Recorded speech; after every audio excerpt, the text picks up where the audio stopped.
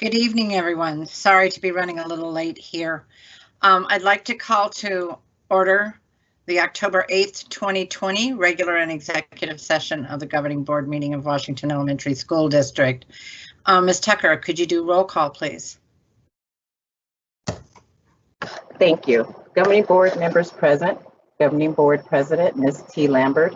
Governing Board Vice President, Mr. Bill Adams. Governing Board members, Mr. Aaron Yannicki, Mr. Larry Herrera, and Ms. Nikki Whaley. Thank you. We'll move on to item B, moment of silence and meditation. I please ask everyone to keep in mind our families that are dealing with the fires on the west side of our country and dealing with hurricanes on the east side of our country. The United States is stretched and stressed to the max. Please keep them all in your thoughts.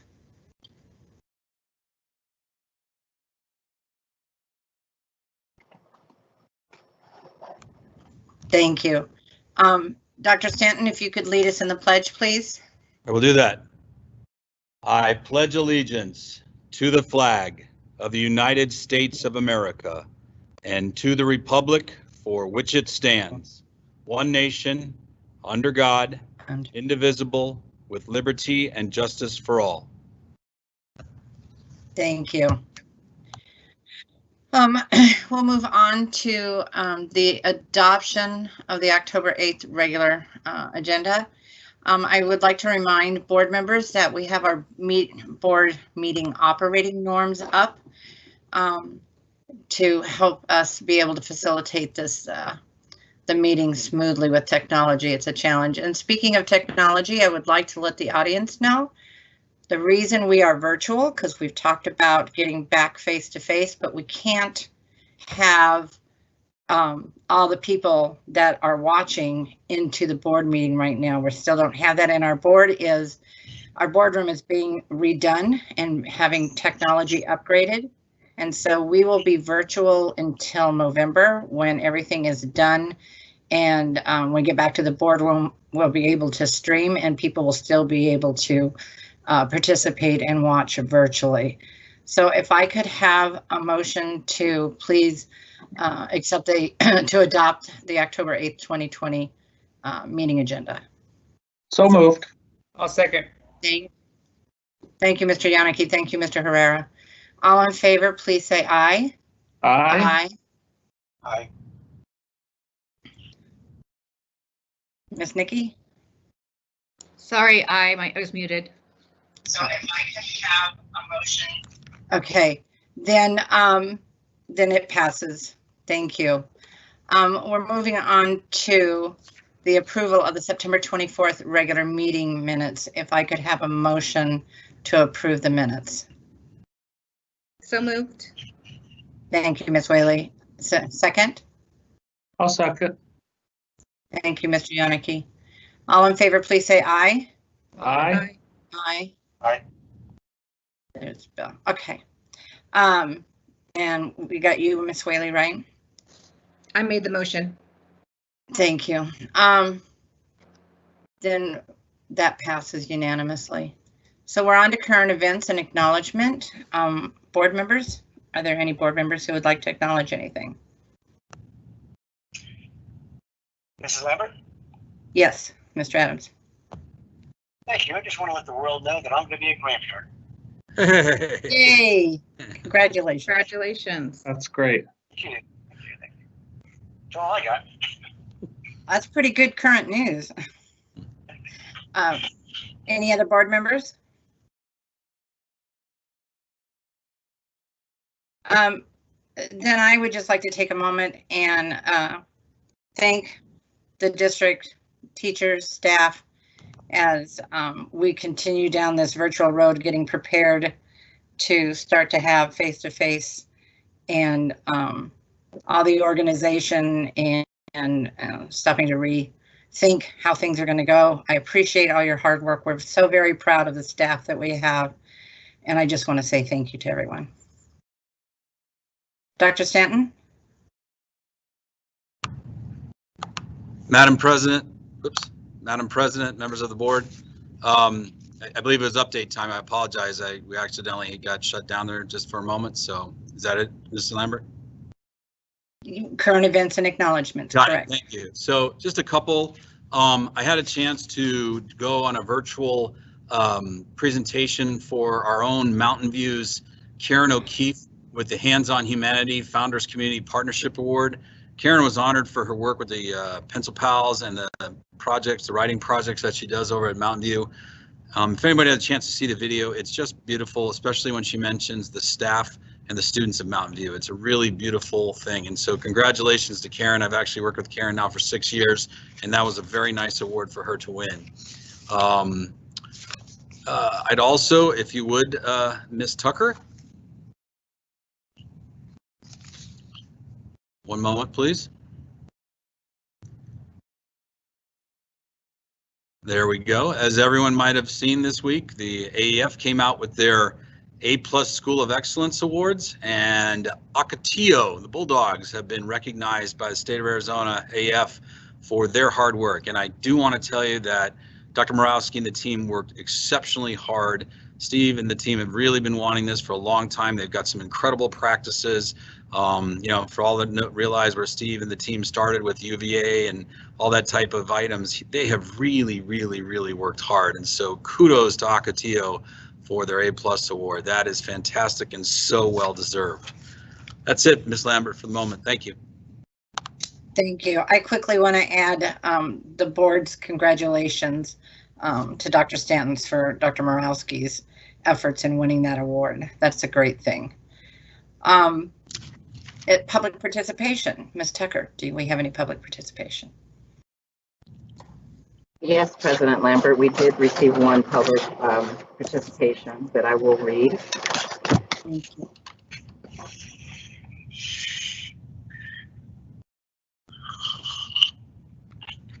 It is from Brittany Karabinski. She would like to address the board regarding COVID-19 concerns. In the past several weeks, many concerns have been brought to the WDA's attention. Therefore, a survey was developed to gather data that represents the views from our WESD family. Over 850 employees responded to this survey, which included almost 350 comments, questions, and concerns. Data was provided to the governing board and district leadership in the form of a slide deck. The data showed 410 employees indicated that the reporting of positive cases was the most important on their list of concerns. Additionally, 383 employees indicated that staff movement reassignment was most important. Other major concerns consisted of class sizes, PPE for staff and students, mask enforcement for students, when teachers are going to be cleaning, and cleaning supplies consistently in stock. The following comments encompasses the overreaching themes of the feedback received. I am very concerned about the guidelines being followed by the admin and reinforced with students. I also worry about guidelines being followed in general. The wording of when feasible gives me great anxiety because it's basically a loophole. I don't appreciate our safety being considered only when feasible. If that's the case, it should still be we should still be online. I am planning on returning to the classroom, but rest assured I am not happy about it. I don't qualify for ADA and I'm not Google certified. So while I put that I would teach online, I felt I was forced to choose to return and will be forced to move if it's needed. All of the movement feels like it's more work than it's worth and provide less consistency than before. If we are concerned about students' mental health, it seems it would be best for them is consistency with an adult they already trust. I'm concerned about how the metrics were changed.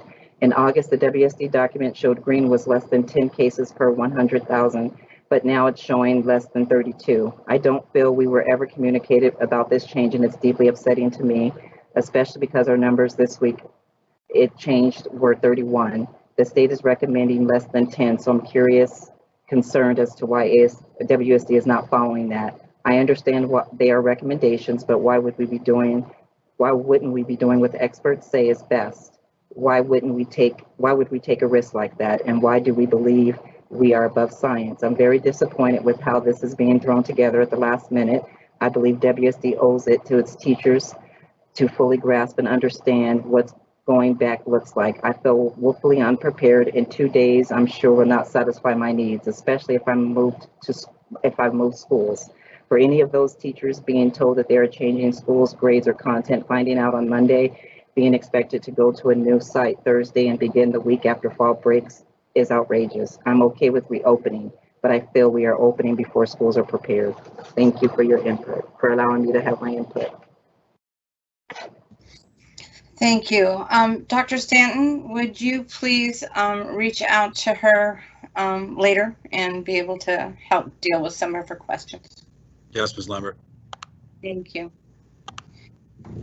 Was that it, Ms. Tucker? Yes, it was. Okay, so sorry. Is there anything board members would like to pull from the consent agenda?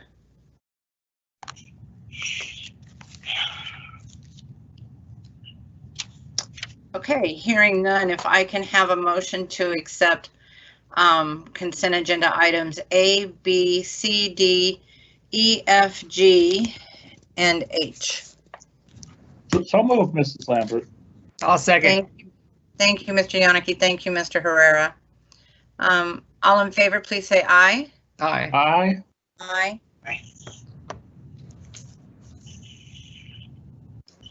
Okay, did we get everybody, Ms. Tucker? Yes, we did. And motion passes anonymously. Thank you. I would like to just take a moment and thank our offers of public gifts and donations, the North Phoenix Kiwanis and the We Care Foundation. Thank you so much for supporting our students and our communities. It means a lot. Then we will move on for the information discussion items. I would like board members to please, I thought I would try and do this a little differently. Instead of asking questions after each speaker, that we go ahead and just make note of our questions and we will ask them at the end of the update from Dr. Stanton and his team. Dr. Stanton. Madam President, members of the board, members of the audience, as we have now been doing for many weeks, we've been providing a COVID-19 update from each of our departments' work. And so I will start again with my virtual right. Dr. Bailey, would you please give a COVID-19 update related to operations in the schools? Thank you. Thank you, President Lambert, members of the board, also our audience out there listening. So thank you for giving us the opportunity to give you this update. My update is going to center on three different areas. One is to give you an overall review of our survey that was sent out, and we did some confirmation on the models that parents actually preferred.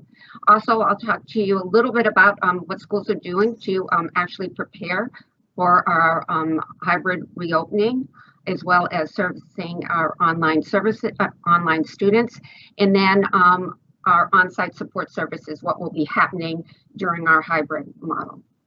As you know, that we sent out a survey and we got responses for quite a few number of parents, in fact, more than we actually thought we were going to get. So it was a very good percentage, and I appreciate the schools because they really followed through with phone calls. After that survey, then last week we actually confirmed through email or through calls whether the families wanted to stay with their original model or if they wanted to change. So as of last count, we had confirmation on confirmation on 20,567 families that had either confirmed or stated that they did not want to change. At this point, we have a 30% response on staying virtual, and that ranged in schools from 21% of the parents wanting to remain virtual to a school that had 44%. So there was quite a bit of ranges among the schools. There was 70% of our responses stated that they wanted to be in person, and that ranged from 56% to 79% in two of our schools. So it was quite a range based on the families either confirming or not wanting to change. One of the second area that I wanted to talk to you is about schools preparing for our October 19th hybrid. They have been working within the last 2 weeks on preparing. Staffing was actually stated and given to school administrators on Monday, and they've been working with their staff on that. And I believe Mr. Wing is going to talk to you a little bit more about that. Actually today and tomorrow, the administrators and the leadership teams and the staff are really working together on their reopening plan, and including reviewing the safety protocols, which are so important for our reopening in the hybrid model, as well as looking at the operation, how they're going to check temperatures, how they're going to, what will the symptom checking look like. Each school will actually have their reopening plan on their website, and some of them already have it up now. They're also looking at how they're actually going to message out to their parents, so that they've been making phone calls today, tomorrow, and reaching out to teachers are reaching out to their students for the opening on October 19th. Some schools are actually putting videos on their websites, some really kind of cute videos. I also listened just before this meeting to a middle school that was actually meeting with parents virtually and going through the reopening types of safeguards and policies. So there is a variety of ways on how they're going to be reaching out to parents on either the hybrid model or the distance learning model. And last but not least, the third topic I'm going to talk to you about is on-site support services. We are going to continue with on-site support services in all 32 of our schools when we go back to a hybrid in-person model. The staffing will probably be a little bit different because we've been using a lot of transportation and kid space personnel staffing. Now the schools are going to be staffing with their own support staff. So those are the 3 areas that I wanted to talk to you about as far as operations. Thank you. Madam President, members of the audience, members of the board, Mr. Wing, if you could please give a human resource update regarding COVID-19. Good evening, Governing Board, Superintendent, audience. Just a few things Human Resources has been working on over the past week or two related to COVID. One is the grouping of our A and B students going into the hybrid model starting on October 19th. We considered various factors to include even their last name, the first initial of their last name, also their household, make sure that those household children have the same schedule upon returning after fall break. We also provided staffing projections, as Dr. Bailey alluded to our school administrators. That was for each grade level, for each school. The focus was to keep as best as possible, or as much as possible, staff at their current school, while also keeping class size manageable. We are limiting the need to transfer staff from one school to another. There are cases where some distance learning teachers are teaching not only students from that school, but maybe another school as well, depending on the actual family selections for each grade level for each school. And just a reminder, we did have a survey that went out to teachers in the beginning to middle of September, asking about their interest in distance learning teaching, and we applied some of that when making the decision of who's going to be the distance learning teachers. And lastly, this week we had already done this as far as mandatory training, but as a reminder to staff about the mask requirements for all employees, particularly coming back from fall break on October 19th. Thank you. Madam President, members of the board, members of the audience, Mrs. Mora will give an update regarding academic services and the COVID-19 update. Mrs. Mora, please. Good evening, governing board members and all those that are listening with us tonight. Well, here we are at the end of the first quarter. A little hard to believe how fast this has gone. Was not without challenges and definitely some barriers we had to overcome. And yet there have been many celebrations that are how well our staff and students really adjusted to this very unique learning environment we find ourselves in. So now as we transition to the second quarter, you've heard us talking about the hybrid. And so we will have the in-person days when students are with us face-to-face, and we can't wait to see our students back and have that opportunity to do great instruction with them in person. And then we will have those days when they're not with us that will have guided and self-paced lessons for them to work on. We are committed to having quality lessons for all of our students, regardless of whether or not they're joining us in person or in distance learning. And so we will do that. Once again, we've continued having our WC teachers developing those second quarter lessons. They're engaging, they include technology tools, and we're very proud of the work that we've done with that versus going with some kind of packaged vendor type distance learning model. We are creating those lessons and our teachers are working with that. So we're excited to continue to offer that. We've adapted those lessons so that they can be taught in person, and then the self-guided pieces that are attached to those lessons will then be offered to our students to work on their off hybrid days. And so once again, the consistency will remain in the lessons that all students are getting. This will be true also of our distance learners, and we are excited to be working with a number of families who will be continuing with us in that platform. And so our teachers will also be using those same lessons so that all students are once again being addressed with those essential standards, really given the quality work that we ask all of our students to do. So we're extremely excited to continue to offer that for our families. As many of you know today, and then as well as tomorrow, we appreciate everybody's flexibility in allowing our teachers to have some time to get ready.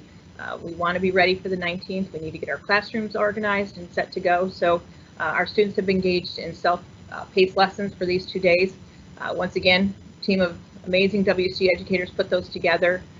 They have a lot of engaging activities, projects, opportunities for students to have some choice and explore, and they did just an amazing job with that today.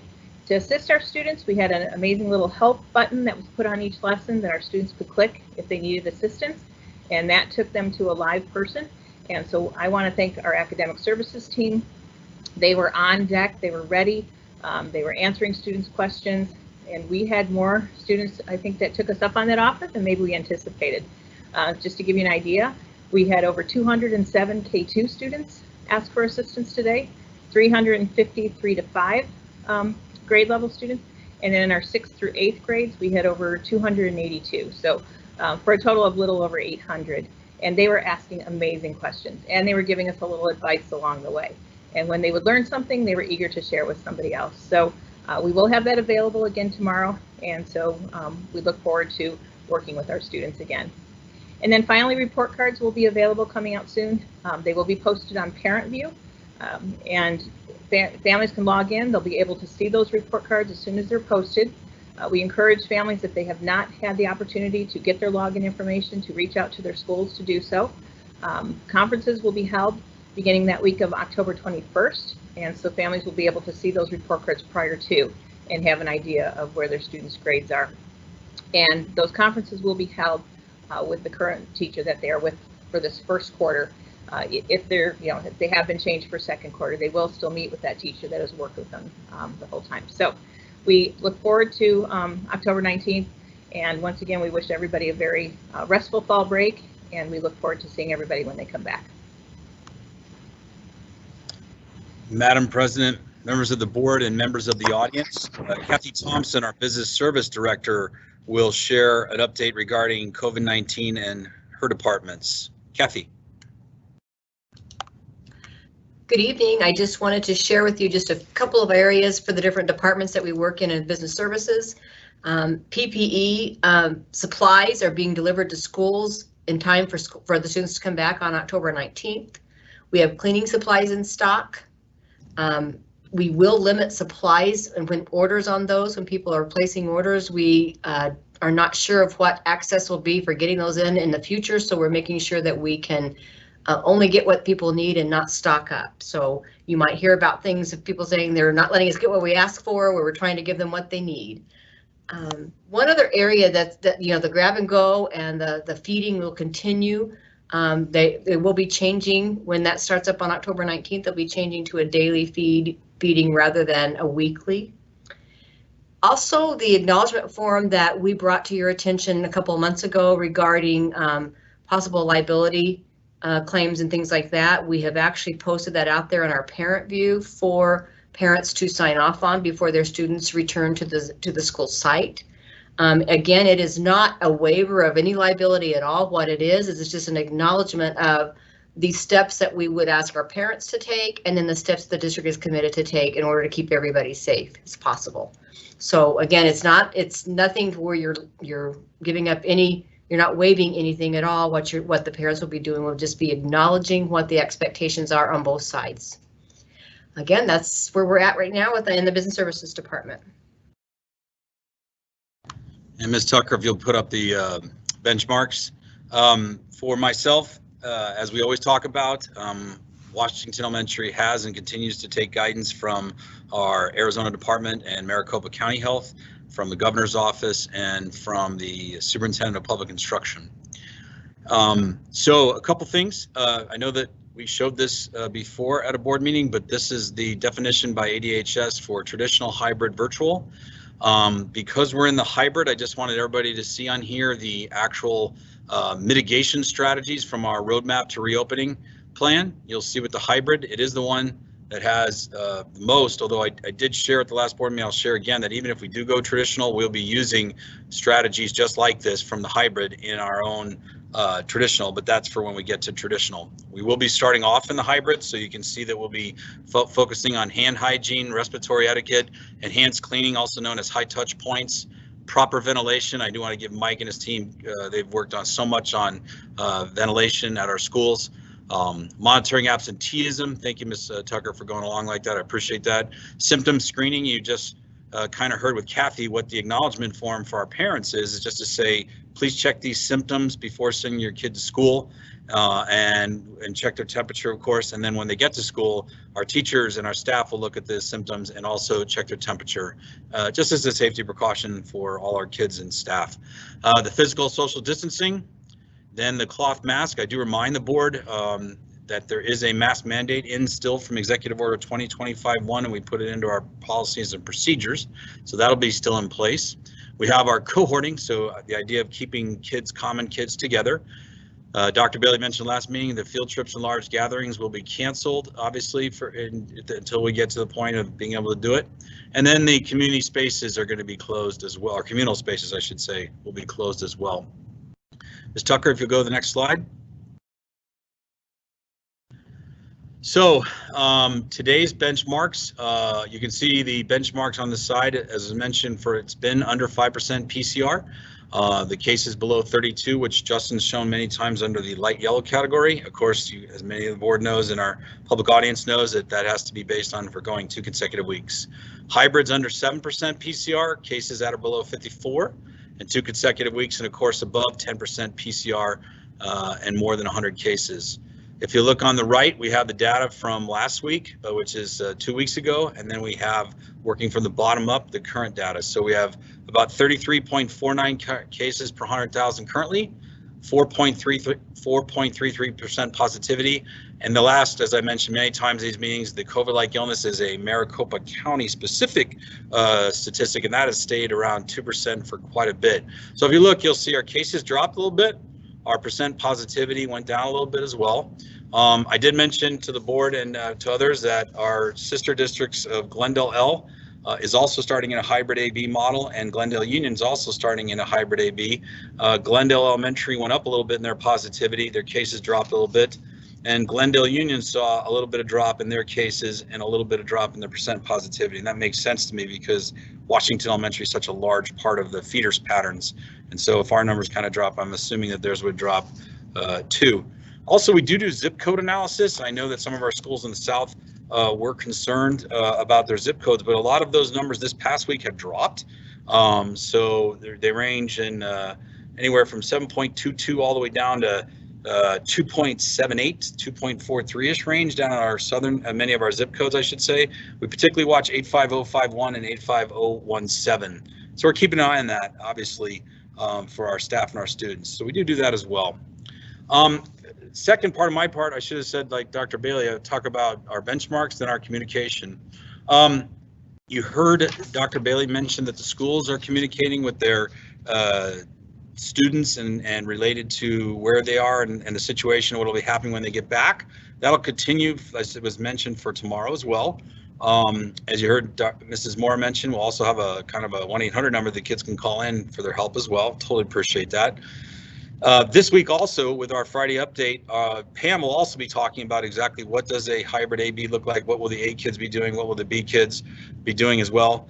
And then we'll also continue, she you heard earlier about what we'll be mentioning to about the metrics and our mitigation strategies. I also will be adding to the update. So Pam, I know you're listening. We've been going to Maricopa County Health webinars for quite a while. It's online. People can get these right from maricopacounty.gov. But they do have a parent update, and so Pam will put in the COVID parent hotline at maricopacounty.gov for parents that want to actually ask questions and find out about Maricopa County Health. They also have a hotline you can dial into, dialing 211. I actually tested it and it actually works. And then you can get to the COVID options by hitting option 6. And then if you want to talk to a live person, and I did get that as well, you can hit option 3. So for any of our parents or families that have questions about Maricopa County Health and their part and participation, we will put that up as well. I did also share with the board that we got a copy from ADE about what to do in the case of if a school has a positive case. And so we'll also put up on our, it's in our mitigation strategies now, but Pam will go ahead and put this in the update as well. Is what will we do if there is a case found and how we handle it? I will say, I've said it before, we'll work very closely with Maricopa County Health. They actually have templates now to communicate with those directly involved, and then even a whole school. So we'll be putting up 2 things about communication. One is how parents can contact Maricopa County directly, and then we'll also put up what we'll do in this situation if we run into a situation of having a positive case. And we'll keep monitoring the benchmarks next week, even if we're on fall break. We'll be watching the 15th, and of course when we get back along the way. Madam President, that concludes our presentation. Of course, all of my team is open to questions. Thank you. I know that some of our board members may have lots of questions, so I think just for expediency and give everybody a fair shot is that board members maybe go ahead and ask 2 or 3 questions, and then we'll move on to another board member, and we will go around so you have an opportunity to ask them all. Ms. Nikki, you had responded. Do you want to go ahead and start? Sure. Thank you, President Lambert. Thank you to the administrative team for their updates. I just want to say, going through this experience myself, I know that not everyone is doing their best online. Some kids are doing better than others, just depending on their learning needs. But I absolutely feel that the curriculum that we created, instead of taking it out of a box and just trying to make it work for everybody, is a lot more engaging than what I'm hearing other districts are using. I think that the teachers that I've seen are really working to make these as engaging as possible and tinkering. If something lands flat, they'll turn around and try to, make it more engaging the next time. So I think that while there's lots of comments and things about people maybe not being as successful, I think that it has a lot to do with just individual situations and not necessarily the quality of education that you all are putting forth. I think you've all done a tremendous job in trying to provide the best education you can given the circumstances in terms of the curriculum itself. So I just wanted to give you kudos for that. I do have some concerns, however, around our special education and our gifted students.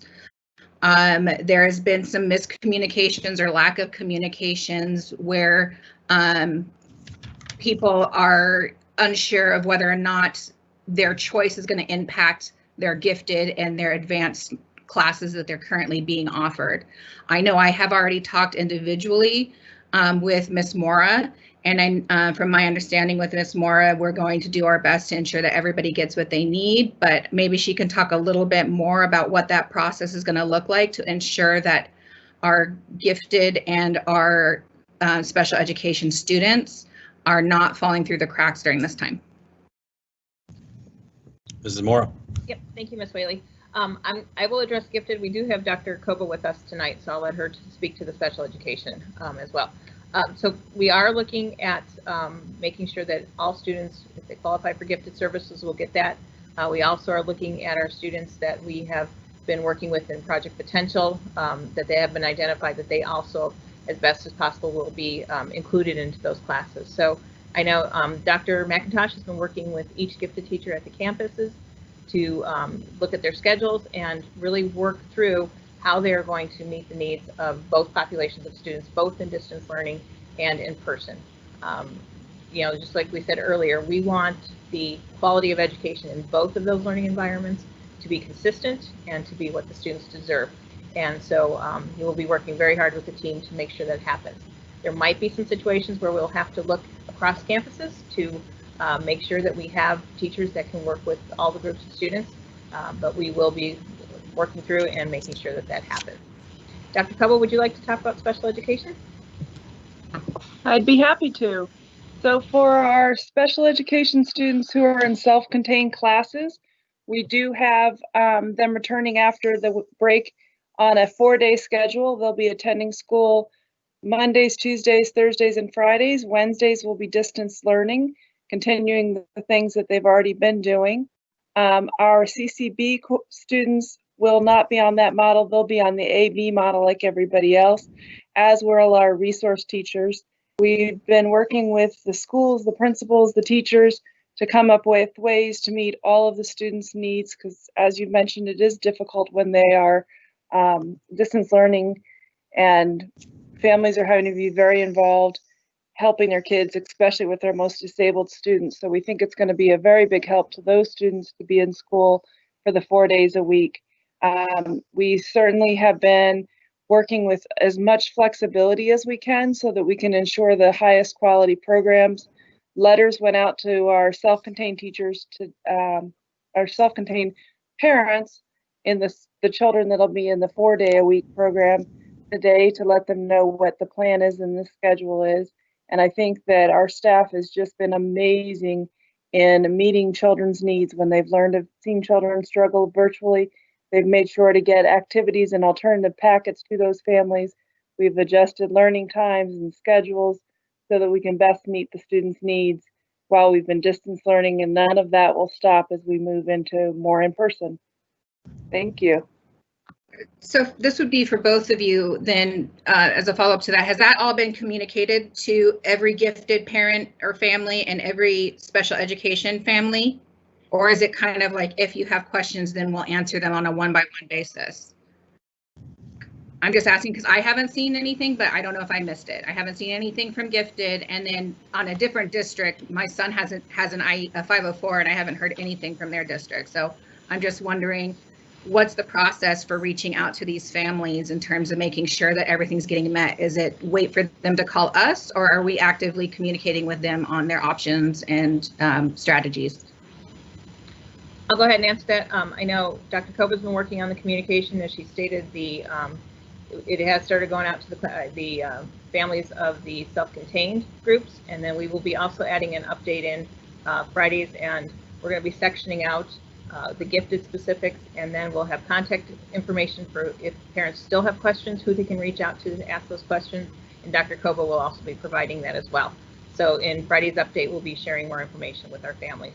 Okay, and there would just be one recommendation, because I've been watching, I'm getting emails and I haven't seen anything on our website or anything else that is specifically talked other than, hey, if you have questions, call, but nothing really being shared out. And I didn't know if I missed it, but it doesn't sound like anything's gone out just yet.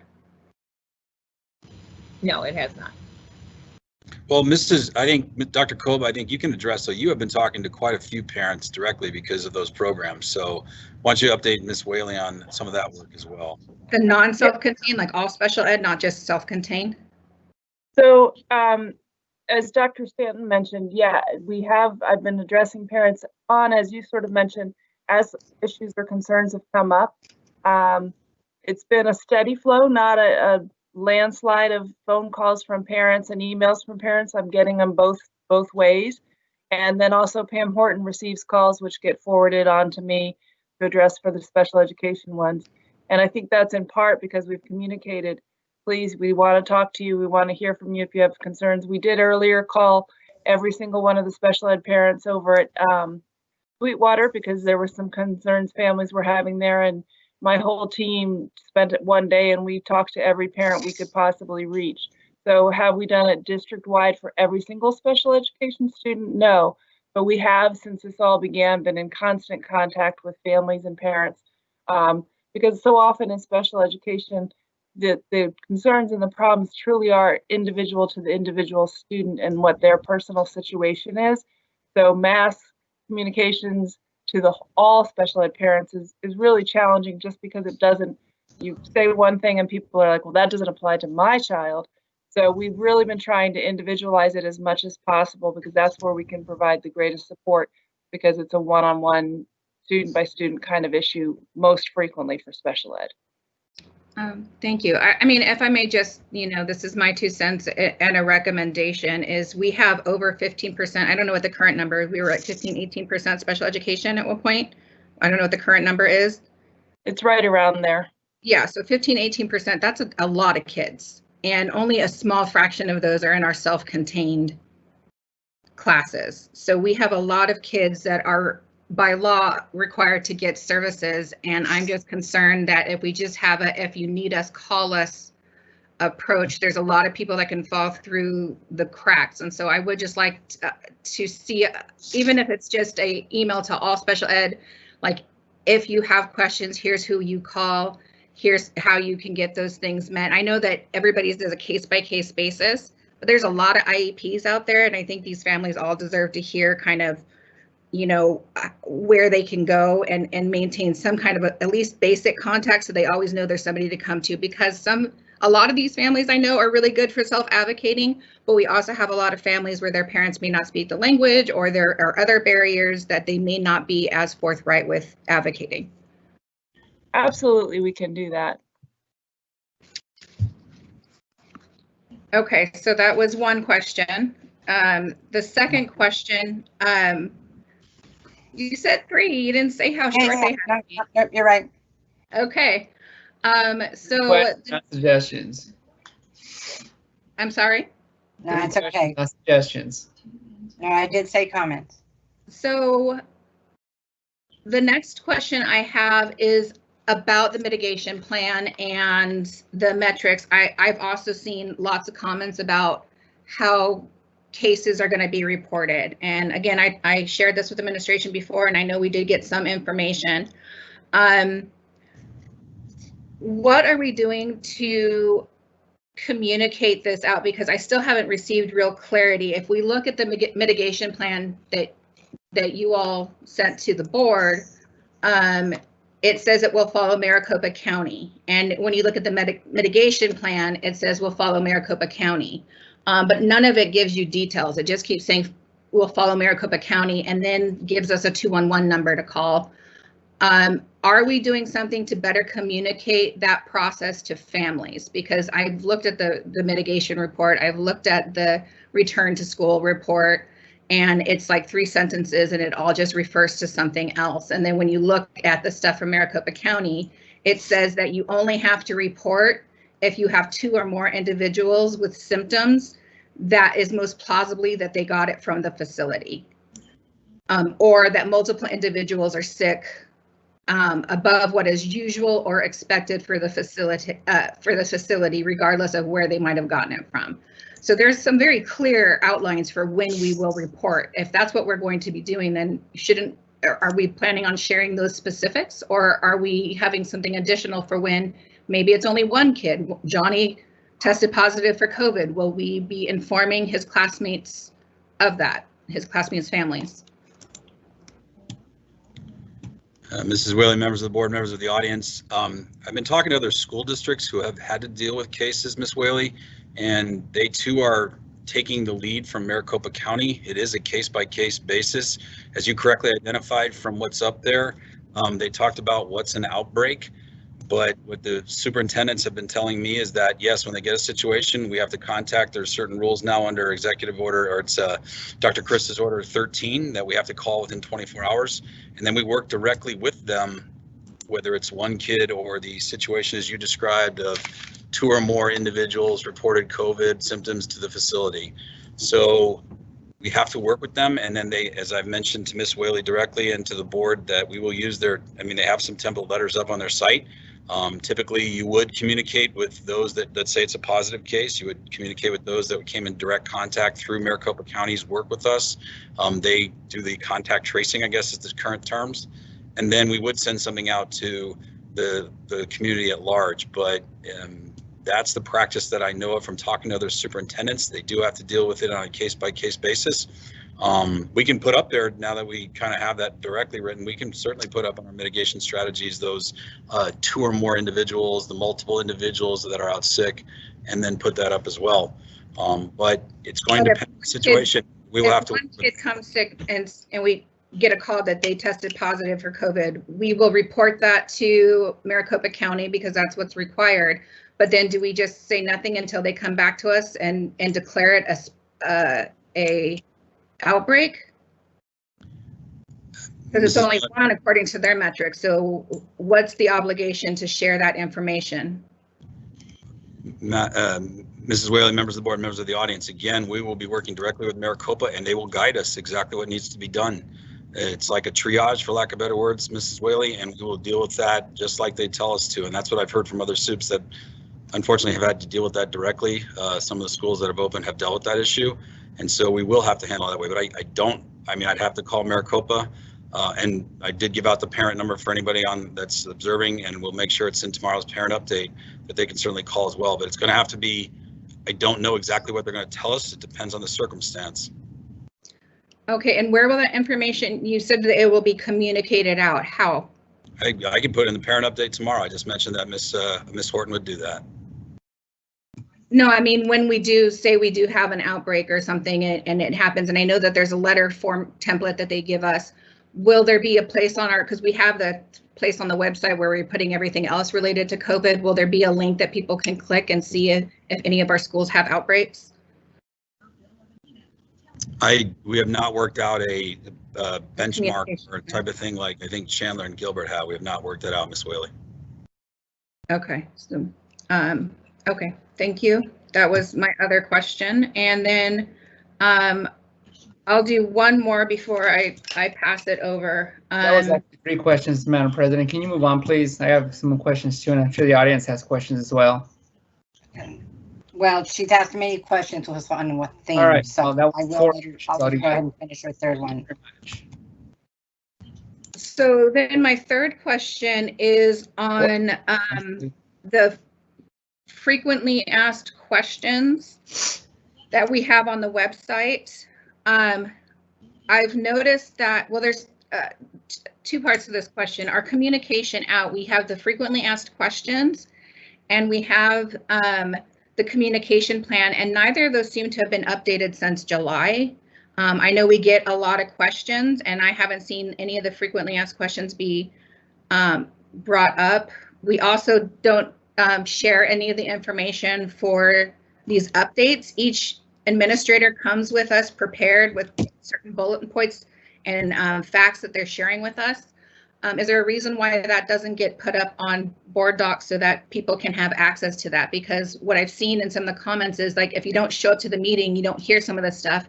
And if you do show up to the meeting, there's no written thing. So it's just other people's interpretations of what they heard at the meeting. So I was wondering, is there a plan to start putting these updates in some kind of a document so that we can add that to board docs and there's less like hearsay being spread out there, and that there's maybe clear updates so that our members can follow, or our community can follow along? Madam President, members of the board, members of the audience, Ms. Whaley, in the first part, I know that I did talk to Ms. Horton that we do need to update the FAQs. You're right, we did an original version. Fall break is a good time for us to look at it, so we can certainly do that. There was quite a few, as you know, originally put up there. A lot of them, I think, we have answered, but we can certainly update the FAQs.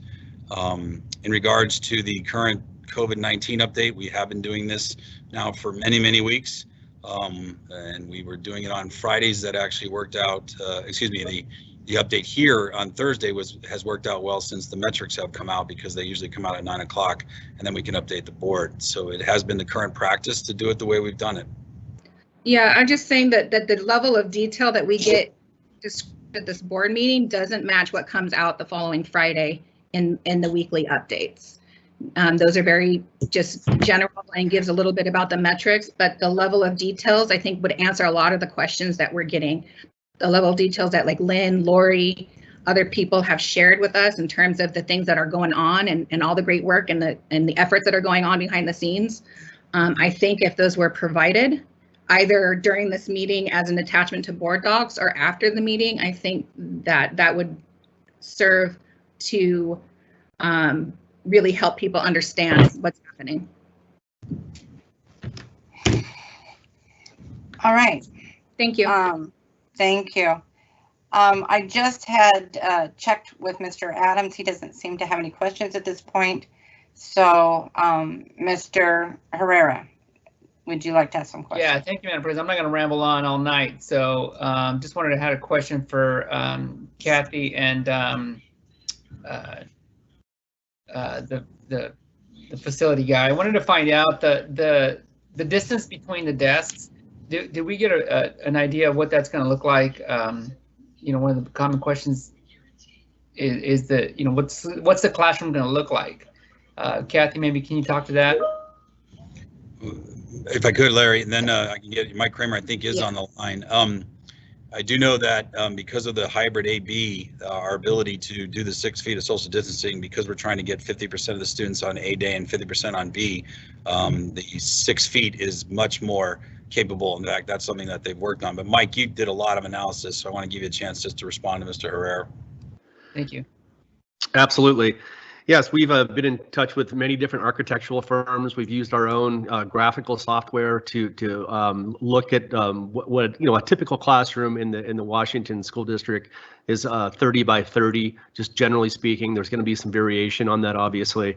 But you know, you lay out these, if you can envision like a number of 6-foot circles, right?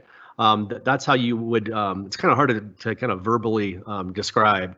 But that's how we came up with the number for the one adult and 16 students, laying it out like that graphically. And again, working with design professionals to help us along that route. Does that answer your question? Yeah, and what about those what do you call those? The portables.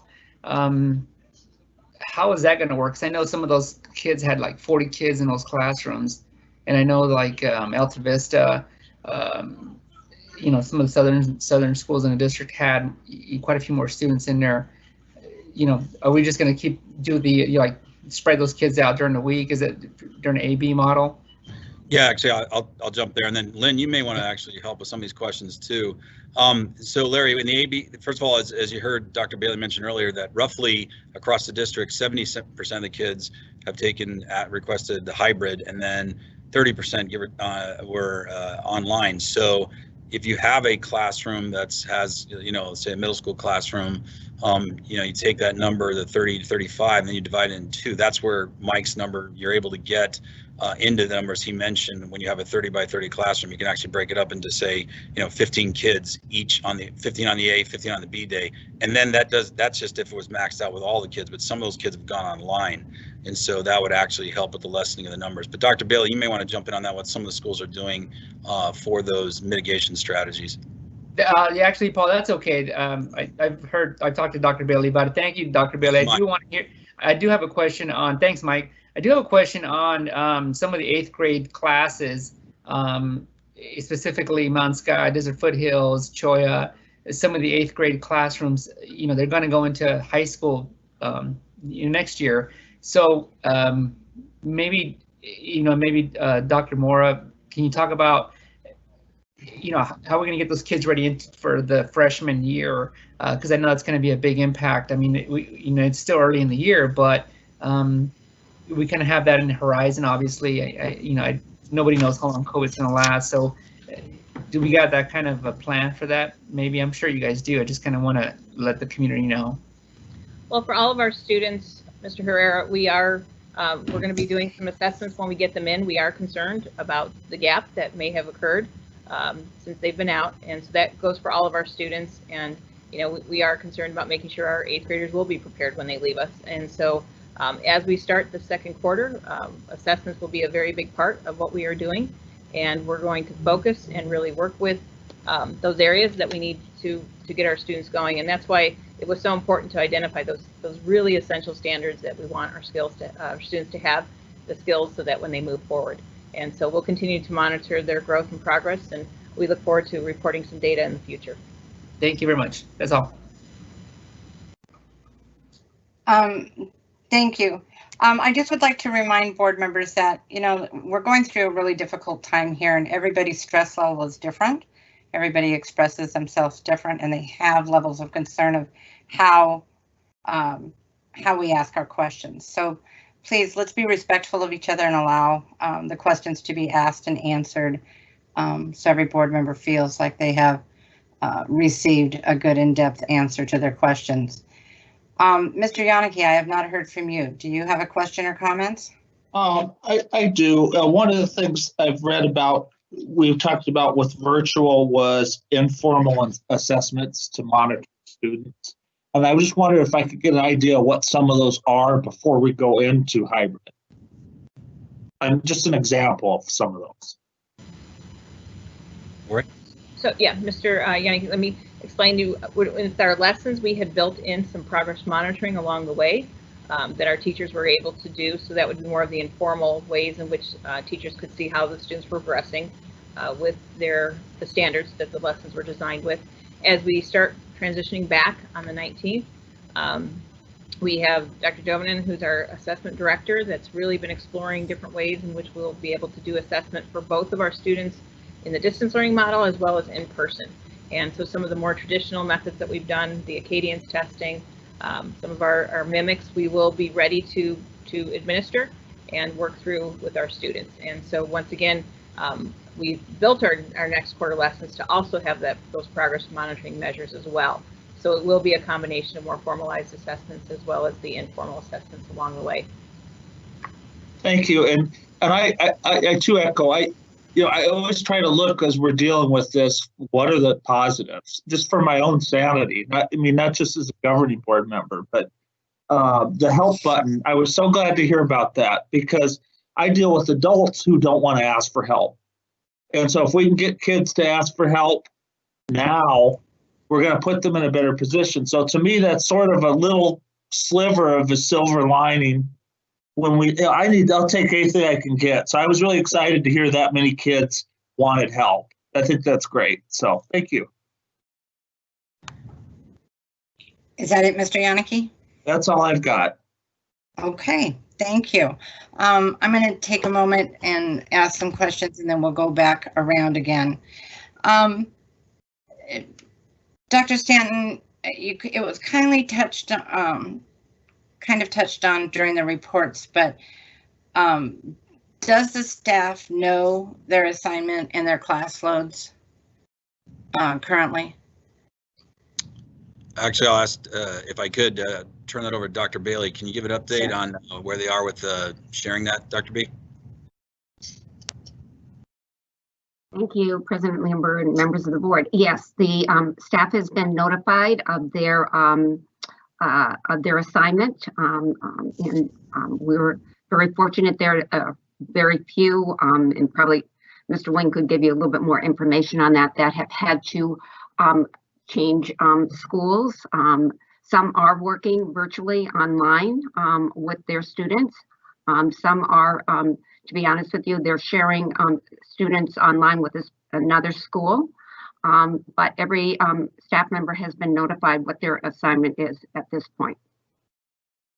Okay, so that question of the unknown is being answered and giving him a point to be looking at when they come back for Monday. Yes, and if I can, I'm sorry, I didn't mean to interrupt you. Right. I must commend the administrators as well as the staff on their willingness to really be flexible and to work. Really, the major type of thing, what we were looking at is that each school would maintain or retain their teachers and try to retain as many of their students online that they've had for the first 9 weeks. And that was always our goal right from the beginning. And the administrators have been really working since Monday, really trying to work in that type of criteria. And the teachers, I commend them. They've been very, very flexible and really willing to work with their administrators. So I commend the staff in our school that have been really working overtime this week to actually prepare for October 19th. Thank you. And this one is kind of a two-part question, Dr. Stanton. It has to do with transportation. Can you kind of go over just briefly, not into great detail, about the mitigation for transportation of bringing our kids in to their campuses? And then how do we handle the mistake of families and kiddos showing up on a day that is not theirs? What kind of steps that our schools are looking at to be able to handle that? Madam President, members of the audience, so Mr. Wing, if you'll help with the mitigation strategies on transportation, what JJ's team has been doing, and then we can take up the second question after that. So, Justin? Yeah, there's quite a few things Mr. Spellman and his team put together for the school bus. When grouping students in the hybrid model, Group A and Group B, one of the things we had to take into consideration as much as possible is splitting not just kids in the classroom and per day, but also the bus as well. So that was one component of trying to limit. So one day 60 kids are not on a bus, and the next day 10, to try to even it out a little bit. The bus drivers and bus assistants over the last 2 days, today and tomorrow, are being trained on disinfecting the bus, on safety protocols for not just them, but also students and those expectations, including wearing masks, keeping the distance, disinfecting the bus after every run, etc. Okay. Thanks. And then the second question was, what are we going to do when the kids come on the wrong day? I'll have Dr. Bailey follow me up. But I do know on that first day, Ms. Lambert and members of the board, we were sending out the district office staff to help schools just like it was the proverbial first day of school. And so we're going to be there to help out because we do anticipate some of the B kids showing up on a day as well. But Dr. Bailey, anything you want to add to what are we going to do on the days if a kid shows up that isn't supposed to be here?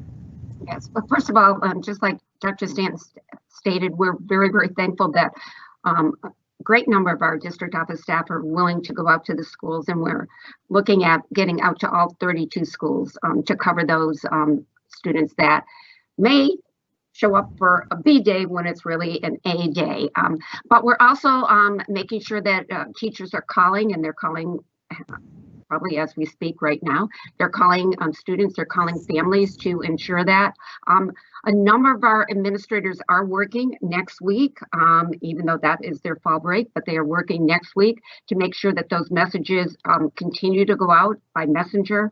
Also, our communication department, Ms. Horton, is working on that communication. So that's critical because, we want to make sure that the students are on the right days. So thank you for asking that. Somebody that probably has been in a district like yours, that you would know that there may be a possibility that A and B days could get confusing. So thank you. If I could, Ms. Lambert, Ms. Horton, in the communication for next week, we have 2 updates. One will go out on Friday, which will also talk about the A-B groups. And then on Sunday night, we're going to break out a message to the A group families and the B group families.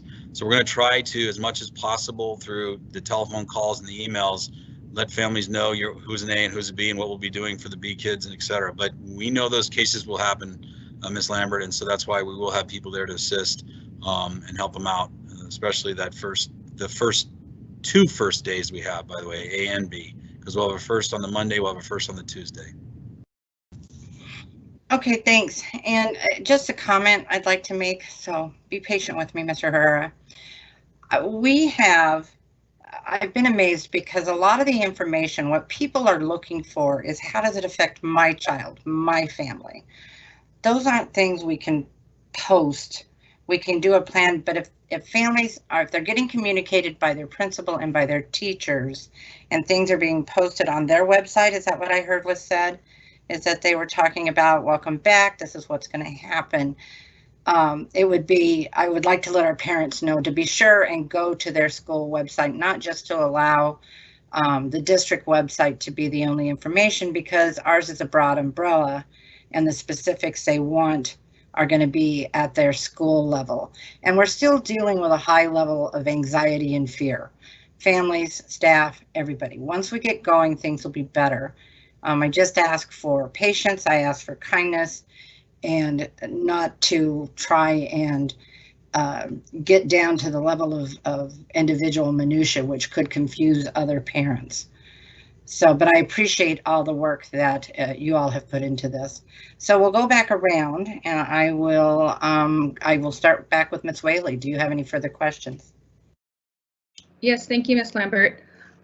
So my first question has to do with the communication. We've talked a lot about how people are going to get communicated regarding the AB hybrid, what track they're on, what teachers are going to have, all of that.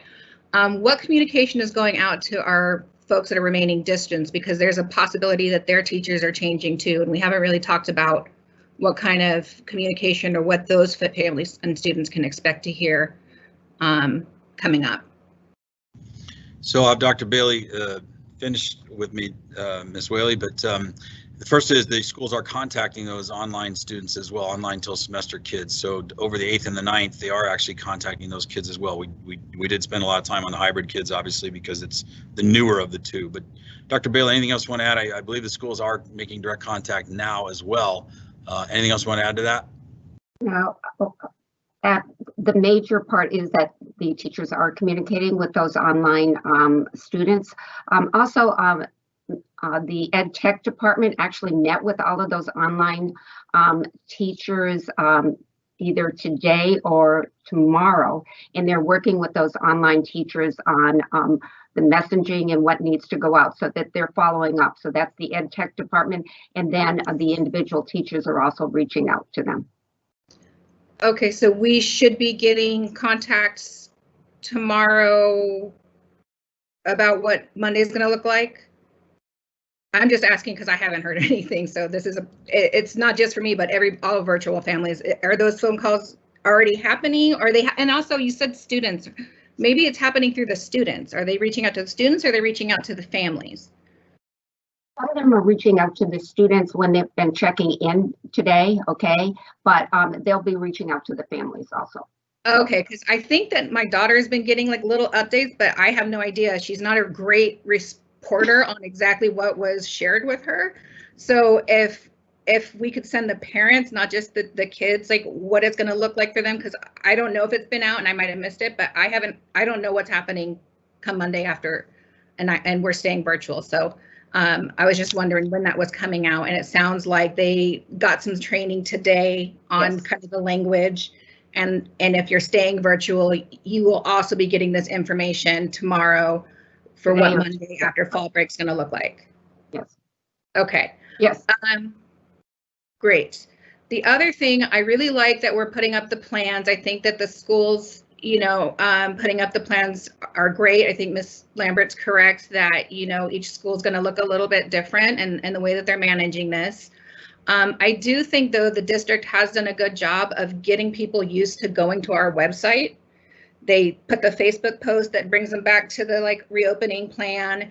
And, while sometimes, some of that stuff isn't always updated or maybe could have a little bit more detail, I think we're at least getting people used to going there for the information. And so my only concern is that now if we're telling them now go to your district's website, it might be helpful if we could link on the main website back to districts websites. That's just a suggestion. I'm just afraid that people are going to continue to look at our main website and they may get one email from the principal that says, look on our website.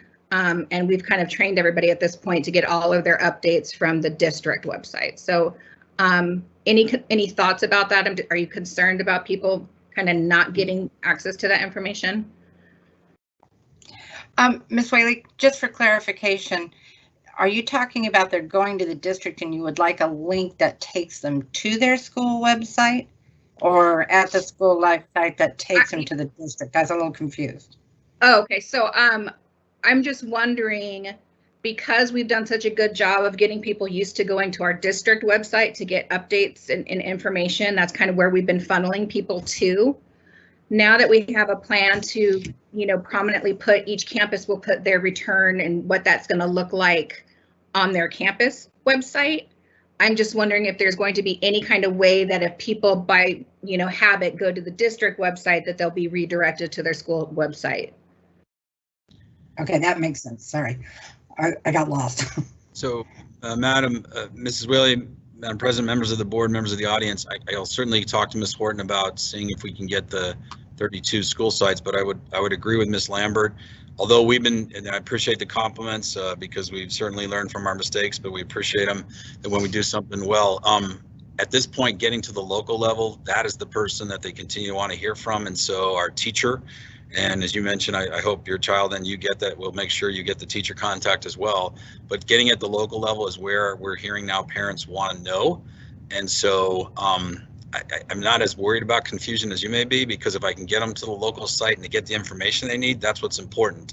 As Dr. Bailey mentioned, we've got some folks that got some great little cute videos for drop-off pickup and walking around the campus, et cetera. So I think we're moving more localized. We've started more global because this COVID pandemic has been literally global and figuratively. And now we're moving closer to what is it going to be for my kid and for me getting back on my school site.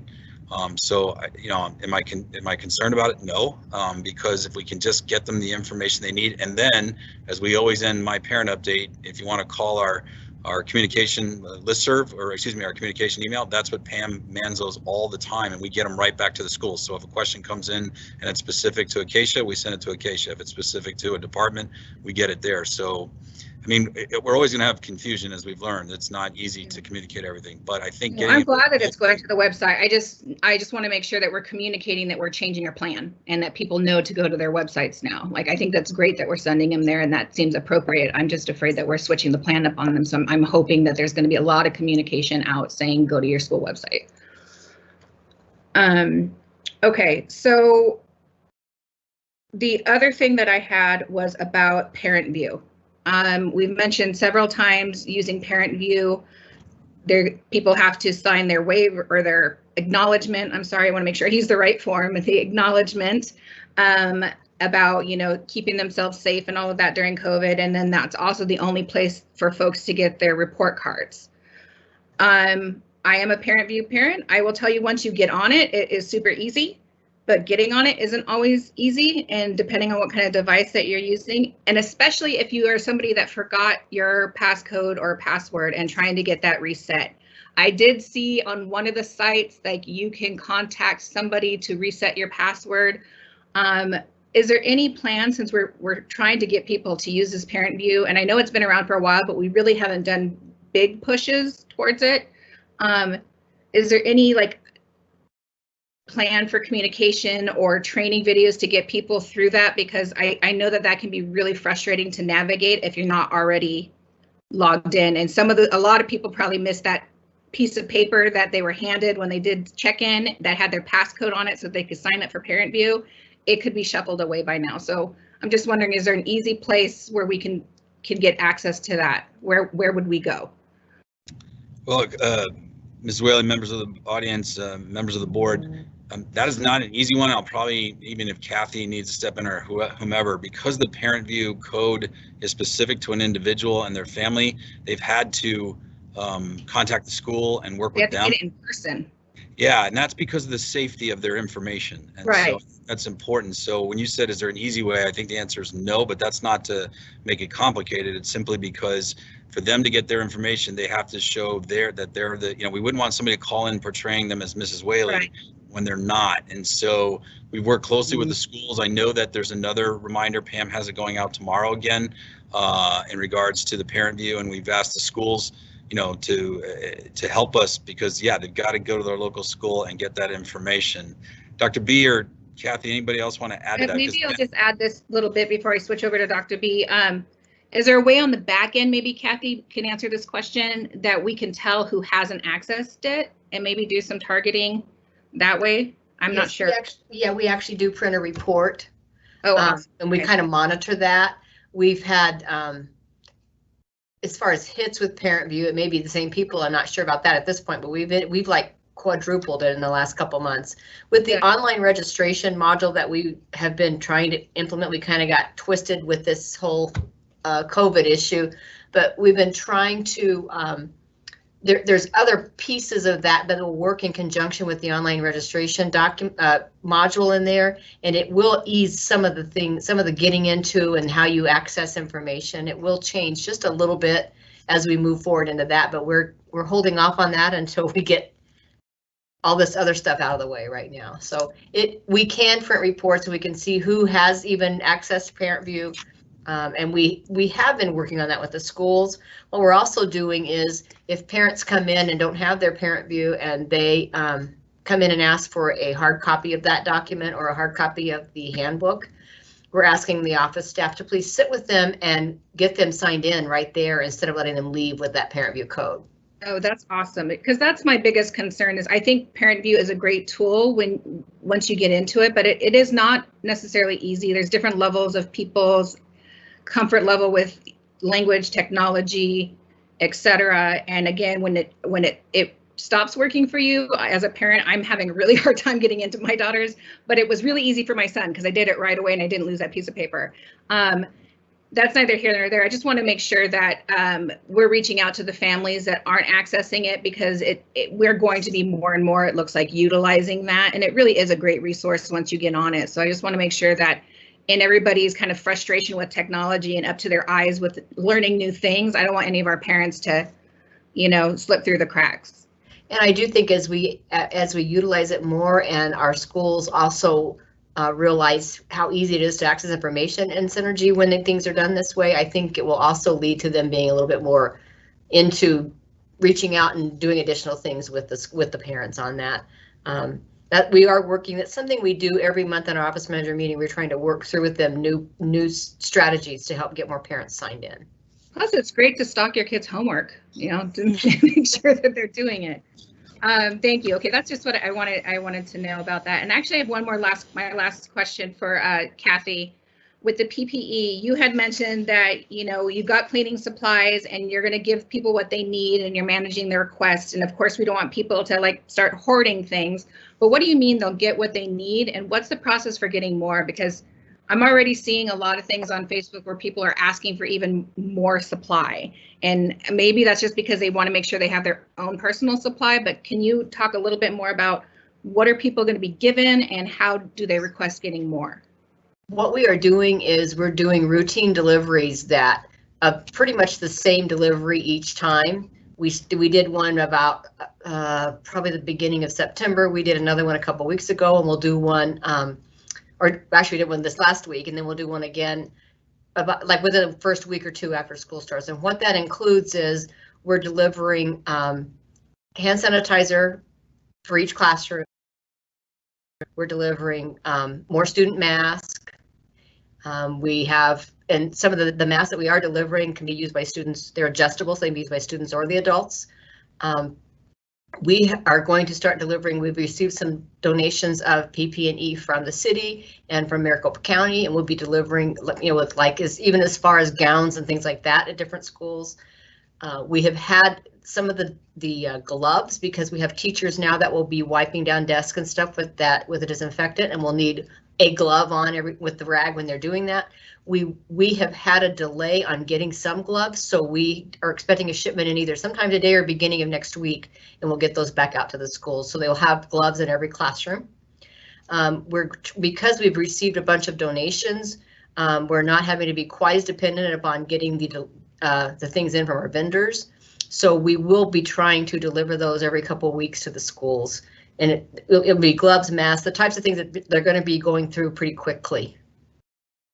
Okay, great. So at this point, there's no need for, I mean, if teachers want to do kind of funding just to make sure they have extra on hand, but at this point, it's not a necessity. We're good for right now. We're trying to just continue to deliver so that the FMs will have it. Our hesitancy about delivering large quantities to the schools are that these are the types of things that are very popular right now. And so we'd like to make sure that they're safeguarded and they do get into the hands of our teachers and our staff when they need to. Okay, thank you. I'd like to just tag on to Mrs. Whaley here, because one thing about the PPEs and the cleaning supplies is we don't want people going out and buying things that have not been approved for the use around children with their sensitivities. I know, Kathy, that you guys are overseeing that. So teachers may want to bring in, I'm just going to use Clorox as an example, but that may not be an acceptable product to use because you have the guidelines to do that. So I don't want them wasting money on cleaning supplies that we couldn't use in the classroom. And you know what's very important is I keep going back to all that stuff is good, but we put more hand washing stations in our schools too, and that's what we're trying to guide people toward, is doing that more so than just relying on the PPE all the time. And I say that's the most effective. Yeah, to Ms. Lambert's comment, actually, if you've read the mitigation, Mike put in those specific places you have to actually go to get it, to make sure that the product you're using is approved. The QT Plus that we've been using, and he's actually done a lot of research on to make sure that it's approved by the CDC guidelines, et cetera. So, and I just want to share, Kathy described pretty much a just-in-time system, which is the way we've been doing it, and we've got enough in the warehouse that we can get it out there. We just didn't want, again, you use the term, Ms. Whalen, I think we don't want anybody to hoard it. We're going to have it, but we didn't want anybody just to grab a bunch so that we can get it out there, because we are going to have needs over time, and we're not rationing it. We're just making sure that it gets out there when the time of the need. And then we don't want it to walk, as she mentioned. These things are very popular right now, so we want them for our staff and for our students. And so, and we have all the product in, it's already there. Like Kathy said, there was a national or international glove shortage, but we've been able to find places to get some of those. Thank you. And also, I just would like to ask, I believe on our district webpage, we have how-to video tutorials that can help parents through Parent View. Is that still there? Yes, I just didn't mention that. I apologize for that. Oh, well, that's okay. I just want to make sure we get all our resources out so people have a point to be able to go. Thank you, and thank you for allowing me to tag on to Mrs. Whaley. Mr. Herrera, do you have any further questions?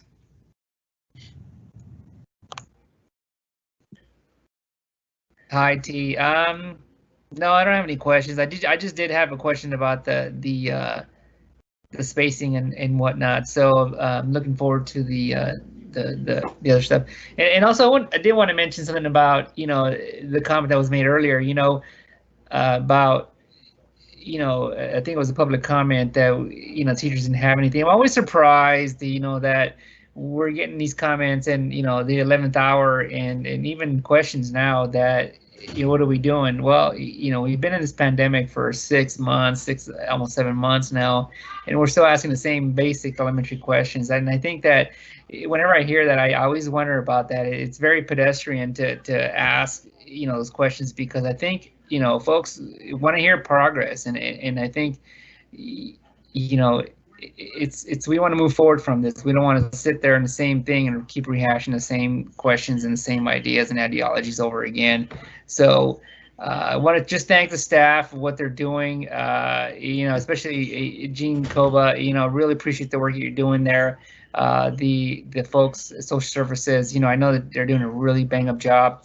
I've got an IEP student myself, so I know that the social service, the folks over there, they are contacting folks and doing everything they can. And, especially a real big shout out to these teachers that are really making the effort to try and juggle, 3-4 classes a week, and especially what they're having to do. So really appreciate the work that you're doing. But that's all I really have. Thank you again for so much. Thank you. Mr. Yannicki? I just want to say thanks for the detailed update. It's appreciated, especially about these contacts as we go back into hybrid. And I know it's not what everybody wants, but I am excited they're coming back to the campus. And hopefully we'll get to a place very soon where we can go to the in-class setting. But we're not doing it the easy way, but we're doing it the right way in my view. And that makes me happy. So thank you. Thank you.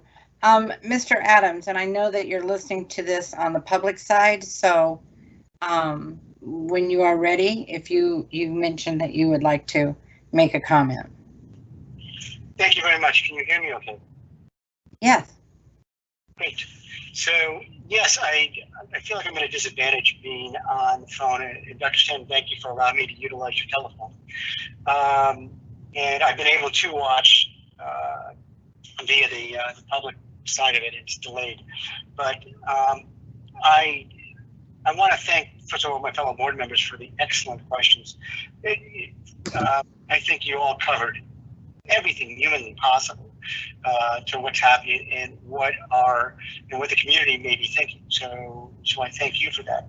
I want to take a moment to also thank the administration and staff for this monumental task that has been taken on. There's webinars, there's so many things that are happening out there in the public in regards to Prop 208 and different initiatives that are coming about. And there's a lot of feelings out there, and especially with how we're trying to pivot and adjust and learn as we go. I do talk to a number of school board members, not only from around the state, but also from around the country. And I can assure you that as districts, we're all in the same boat. And I am very, very, very proud of the direction that this district is going, and how we communicate, the transparency. Everybody is doing the best they can under these circumstances, and as a district, we are trying to accommodate the world. We've always said in the past that no matter what we do, we're not gonna be able to make everybody happy. But again, talking to a lot of people around the country, we're doing pretty, forgive me, but I believe that we are doing pretty darn good under these circumstances. And so this is my opportunity to say thank you to everybody. We had Mr. Wing on TV again up in Sacramento, I believe. So he's representing us nationally now. While he's representing his association, he still represents the Washington School Board. Washington School District, and very proudly so. So thank you, sir, for doing that. You're all doing a great job, and again, I thank everybody involved, and I thank you for allowing me to chime in this short minute. And you guys know me well enough. I'll continue to babble and say thank you. But again, you all did a good job with your questions, and I think a lot was covered tonight. And we do have fall break coming up next week. Knowing the teachers and the staff the way I do, they'll probably be working and preparing. And I would ask that they take, under these difficult times, everybody take a little bit of a breath and give a little bit of time to themselves and their families. And again, many, many thanks. Thank you, Mrs. Lambert. Thank you. And I too just want to make a comment for staff, because these are very stressful times, and sometimes in our own world we forget the stress that you all are under in trying to move this ship in another direction to be able to please everyone and help people and provide the best education for our kids. Questions are asked with tones in their voice that sound accusatory. They make statements like there's no plan, when you think, oh my gosh, we've just done so many plans. But it's down to that personal fear level of each individual and how they respond. So thank you for your patience. Thank you for your kindness in answering parents and staff questions that are based on their fear. And I ask us all to just remember that you all too are under a lot of stress, and have your own fear level in dealing with this pandemic. And you have been true professionals in how you have handled this, and has made me very proud of what we're doing and taking it step by step. And I was surprised, that would be the best word, at how many are ready to come back. That's 70% of our families, and 70% was about the same number with staffing, that are ready to come back. It's kind of moving through this. We're taking precautions, we're doing it as safely as we can, and always keeping an eye on all those metrics and the juggling balls as they were. So I'm just very appreciative of the work that you have all done. And please continue to be patient with us all as we work through our fears. And thank you very much. I don't know, Dr. Stanton, if there's something you'd like to say to wrap this up. Miss Lambert, before we turn to Mr. Stanton, I did have a final comment, please. All right. I just wanted to speak to the idea that we shouldn't be asking questions, or the questions are repeated. I first want to say that there is no doubt in my mind that our staff are working their tails off. I know that they are, and I know that there is no perfect plan. There's no way to answer all the questions and deal with all the scenarios that are going to come up.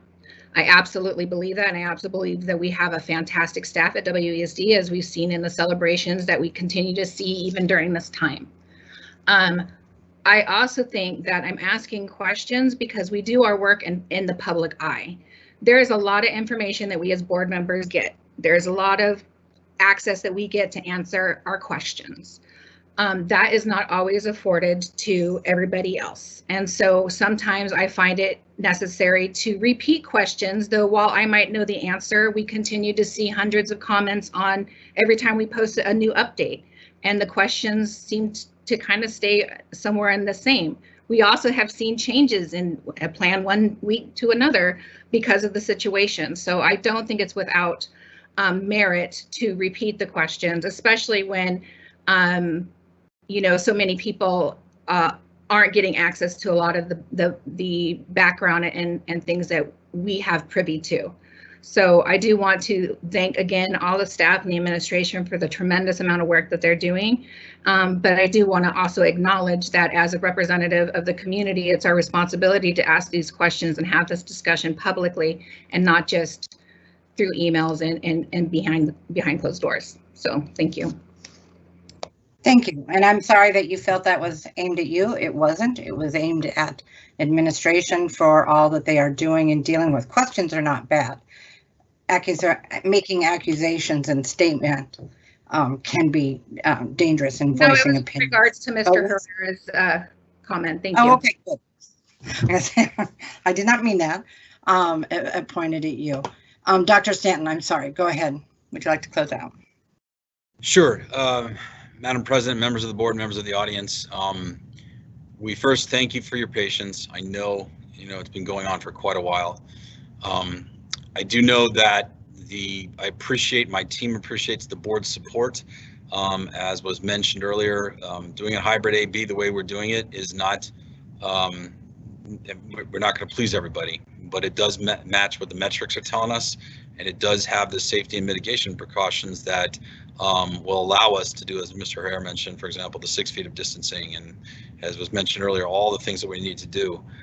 We all hope for a day that we'll be able to come back to, we're now using the term traditional with the safety precautions, but we can only do that when the numbers and the changes occur in our community. And once we get there, we'll be able to do that. As Ms. Moore mentioned, we're trying to keep the quality of our instruction, whether it's hybrid or online. We're given that. We're going to keep working on it. We do look forward to the kids that are going to be able to come back and getting an assessment, but that doesn't mean we're not going to assess the kids. And that doesn't, by the way, I do want to clarify, assessment doesn't just mean academic. We do need to do some social emotional assessment of our kids, because first and foremost under Maslow's hierarchy, that has to happen first. And I know Dorothy's team is ready for that as well. I don't know what the future brings. I wish I did, but I do know that with this team, the board, the staff, the teachers, the classified, the admin, everybody working together, we will get through this together. It'll be bumpy. But working together, caring about each other, loving each other, I think is the most important thing that we can possibly do. This is going to be a unique year. I don't know once we get to the point where we know each kids are, we have been doing it online, but that's not the same, and we know it. So once we're able to get that, we will then work our way through, and we'll keep going. But again, I want to thank this team. I want to thank the board, the teachers, classified, certified, admin, anyone I might have missed, the whole community members out there listening. We appreciate your patience. We appreciate you. And we'll get through this, but we'll get there. And we admit our mistakes when we make them. I'm certainly one to say sorry all the time. And then when we do something well, we do appreciate the compliments, because those always get you through. So again, appreciate everybody. Thank you. Thank you. We're going to go ahead and move on. Mr. Adams had one more comment. I'm sorry. He just. I'm so sorry, Mr. Adams. Go ahead. I'm sorry. I just figured that we should move on with a happy note, and we should all sing Ms. Mora happy birthday. Ah, it is her birthday. Well, of course, I'm not going to sing, but maybe you all. I was going to say, are you taking the lead? And it's not on the agenda. I'm sorry. I can sing happy birthday to Miss Mora. Thank you, guys. Thank you, everybody. Appreciate it. Thank you, Mr. Adams. All right, so we will move on to requests for future reports or agenda items. Board members, any requests? Okay, not hearing any, then we're going to move on to call for executive session. I would like to remind board members that we have a different link to go in our calendar and find that just came about. It says a 7:30 meeting, which is how you know it. It's the executive session, and that will take it. And I'm thinking, why don't we go ahead, and it's close to 8:45. Why don't we take a 5-minute break and allow Dr. Stanton to be able to get where he needs to be. Everybody can stop and take a break, and then we'll meet back for executive session after that. So if that's good with everyone, I would like someone to make a motion. I move that that the governing board call for an executive session for the quarterly evaluation superintendent. Thank you. Is there a second? I'll second. Thank you, Ms. Whaley. All in favor, please say aye. Aye. Aye. Aye. All right. And I'd like to thank our audience for attending as much as possible. We're going to head off for executive session, and when we come back, it'll be to close out the regular session. So the board meeting is pretty much done. Thank you, everyone.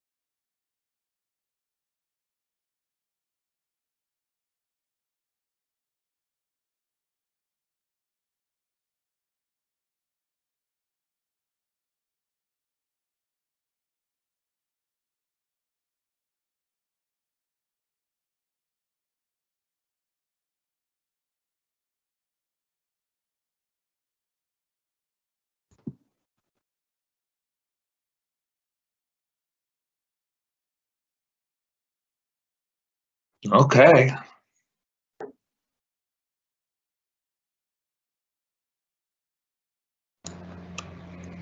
Hi, Amy.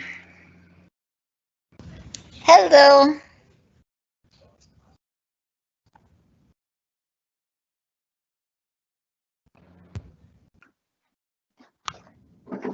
Oh, gosh.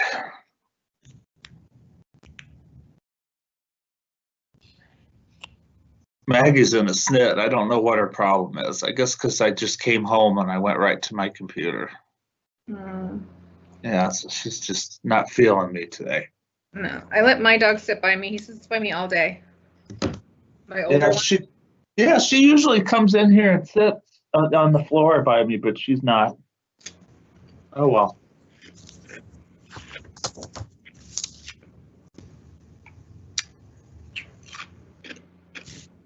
Okay, I'm going to give Larry just a minute or two longer, and if he doesn't make it back, then there's the three of us that we can go ahead and call for the adjournment. So we'll just wait, give him one more minute.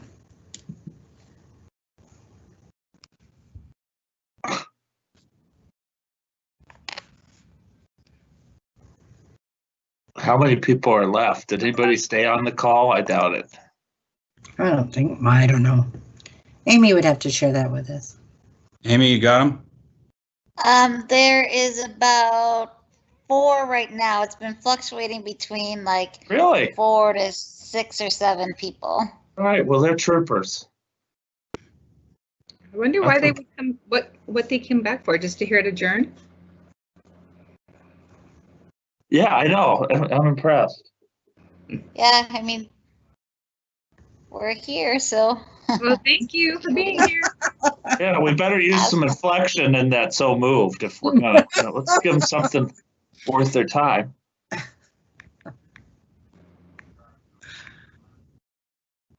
All right. Well, I'm going to go ahead and reconvene the regular meeting and move on to item 9 for adjournment. If I could have a motion for adjournment.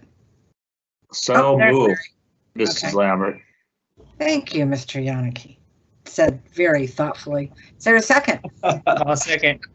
Second, Miss Lambert. All right. Thank you. Then all in favor, please say aye. Aye. Aye. Hi. All right. The meeting is adjourned at 9:57. Thank you, everyone. Appreciate All the right. time. Thank you. Good night. Thank you, Paul. Bye. Good night. Night. Good night, Amy. Thank you.